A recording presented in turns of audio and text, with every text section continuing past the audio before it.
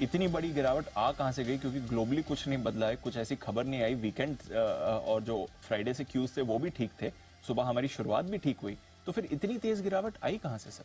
ये दो ही चीज़ें, एक तो सबसे पहली चीज़, मतलब अगर आप, मैं बार बार कहूँ कि अगर at the cost of repetition, लेकिन वही बाजार पर दबाव डाल रही है और इस लाइन को बहुत अच्छे से याद कर लेना चाहिए हमें।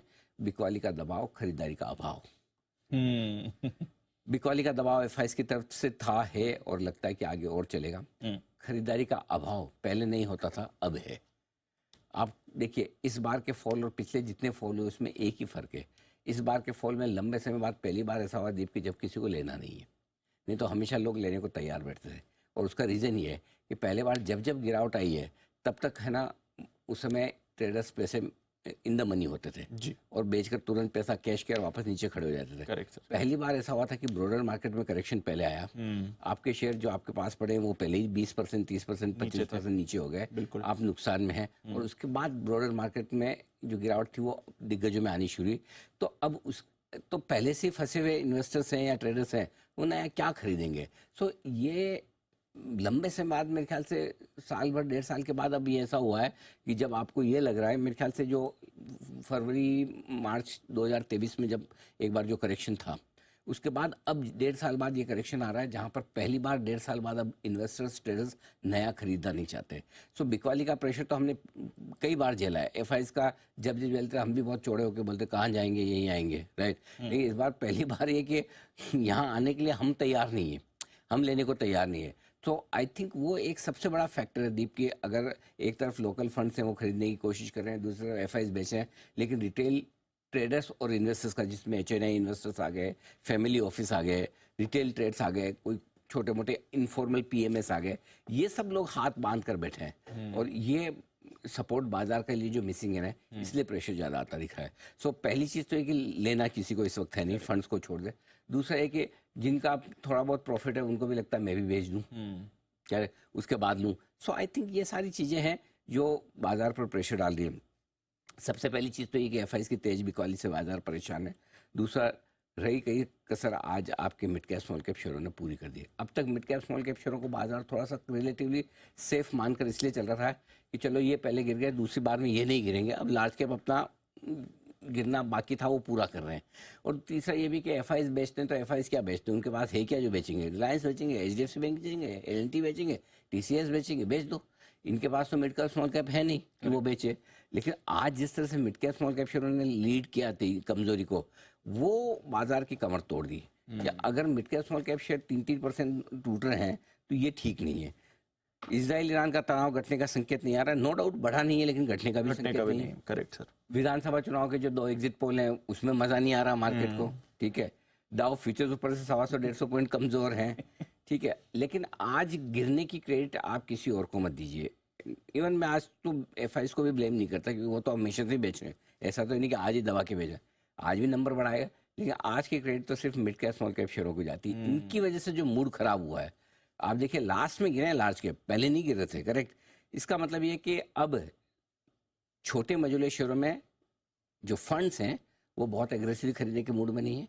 जो एचएनआई है, रिटेल इन्वेस्टर्स है, मार्जिन फंडिंग में पैसा लेने वाले इन्वेस्टर्स हैं, प्रोमोटर्स की इधर उधर खड़ी हुई पोजीशन, ये सारी अब दबाव में आती हुई दिख रही है। तो आई थिंक आज वहां से जो प्रेशर बनाया है, ये बाजार को क्या है दीप, कि है ना, अनएक्सपेक्टेड चीजों पे या अननोन चीजों पे रिएक्शन करने में मजा आता है। जो चीज पता है उस पर रिएक्शन बाजार का लिमिटेड आता है। तो इजराइल ईरान, ये एफआईज की बिकवाली, ये सबको पता है। आज का रिएक्शन इस वजह से आया कि आज अब सेम जो हम बात कर रहे थे, शुक्रवार को अमेरिका भागा क्यों? क्योंकि बेरोजगारी के आंकड़े जो आए वो बहुत बढ़िया आए निकल के। रशिया, आप सोचो, कायदे से ईरान इजराइल पे गिरना चाहिए अमेरिका, यस सर, करेक्ट, बिल्कुल। लेकिन वो नोन है, जो अननोन है उस पर रिएक्शन आ गया। आज हमारे बाजार का रिएक्शन भी अननोन पे गया। आज सुबह कौन बोल सकता था 3% मिड कैप गिर सकता है?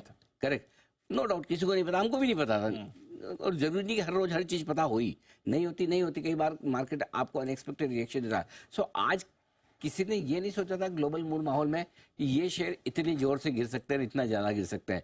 सो ये जो शॉक लगा है आज, ये बाजार अभी तक झेल नहीं पा रहा है, समझ नहीं पा रहा है कि क्या हुआ है। तो अचानक से जब होता है ना, भाई आप देखो एक दीप, अगर आप बहुत 100-120 की स्पीड से गाड़ी चला रहे हो, तो आप मेंटली प्रिपेयर्ड हो, भाई साहब अचानक से आ गया, ब्रेक मारना पड़ सकता है, थोड़ी गाड़ी का बैलेंस बिगड़ सकता है, एक्सीडेंट होने के चांस है। करेक्ट। लेकिन आप चले 30 पे रहो। हाँ कुणाल जी की तरह। कुणाल क्यों कुणाल जी की तरह? और भी स्लो। 15 कुणाल जी 15 वाले हैं भाई। 30 भी उनके लिए ज्यादा है। 30 मतलब कुणाल जी की स्पीड डबल मत कीजिए आप।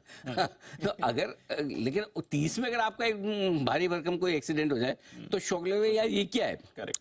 सो यहाँ आज है ना जो मार्केट को झटका लगा है ना, वो देखो निफ्टी बैंक निफ्टी पे दीप ये चीज क्लियर है, हम मेंटली प्रिपेयर थे कि हमको सितंबर लो टेस्ट करने हैं। करेक्ट। बराबर है।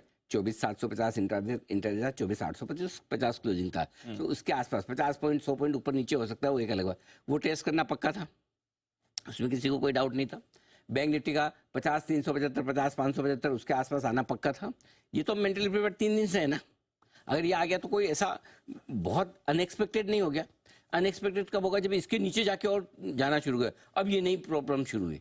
लेकिन आज की नई प्रॉब्लम जो आई है वो मिड स्मॉल कैप शेयरों में जो पैसे लग रहे हैं, डिलीवरी में भी। अभी तक क्या ट्रेडिंग में पैसे लगता है तो आदमी है ना अपने आप को दिलासा दे यार मैं ट्रेडिंग की मुझे पता तो लगेंगे।